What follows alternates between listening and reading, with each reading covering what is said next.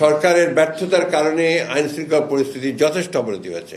বাংলাদেশ এখন একটা ট্রানজিশনাল পিরিয়ডে আছে, একটা ভয়াবহ ফ্যাসিস্ট শাসন, যে শাসন আমাদের সমস্ত মূল্যবোধগুলোকে ধ্বংস করে দিয়েছিল, আমাদের গণতান্ত্রিক প্রতিষ্ঠানগুলোকে ধ্বংস করে দিয়েছিল, আমাদের অর্থনীতিকে ধ্বংস করে দিয়েছিল।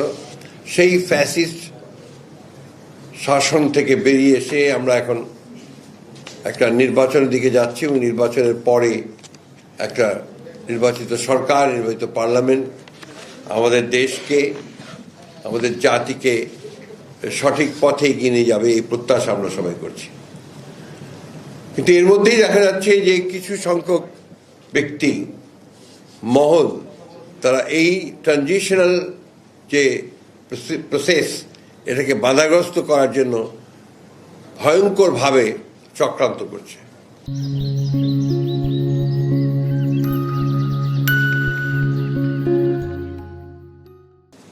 এবং আমি আজকে আবারও এই চক্রান্তের মাধ্যমে নিহত, শহীদ হয়ে যাওয়া উসমান হাদি, তার আত্মার মাগফিরাত কামনা করছি এবং পরম করুণা আল্লাহ তাআলার কাছে এই দোয়া চাইছি যে আল্লাহ তাআলা তাকে যেন বেহেশতে সর্বশ্রেষ্ঠ স্থানে নিয়ে যান।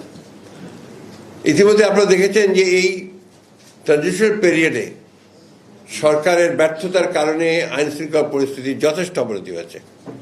আমাদের প্রত্যাশা ছিল যে প্রফেসর ইউনূসের যে সরকার, সেই সরকার অন্তত এই কয়েকটা মাস তারা তাদের যোগ্যতার পরিচয় দেবেন এবং এফিসিয়েন্সির সঙ্গে দেশকে পরিচালনা করবেন।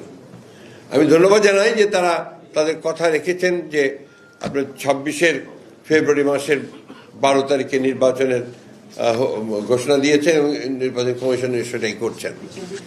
কিন্তু নির্বাচনের যে পরিবেশ তৈরি করা, এই পরিবেশ তৈরি করা যে তাদেরকে আরও সচেতন এবং ইতিবাচক ভূমিকা পালন করা দরকার, আরও কার্যকরী ভূমিকা পালন করা দরকার এবং এই বিষয়গুলোতে তাদের ফোকাস আরও বেশি দেবেন এবং তারা আরও ভালোভাবে নির্বাচন যেন আপনার অত্যন্ত সুষ্ঠু পরিবেশে অনুষ্ঠিত হয়, সেই বিষয়গুলো দিতে লক্ষ্য রাখবেন, এটা আমরা আশা করি।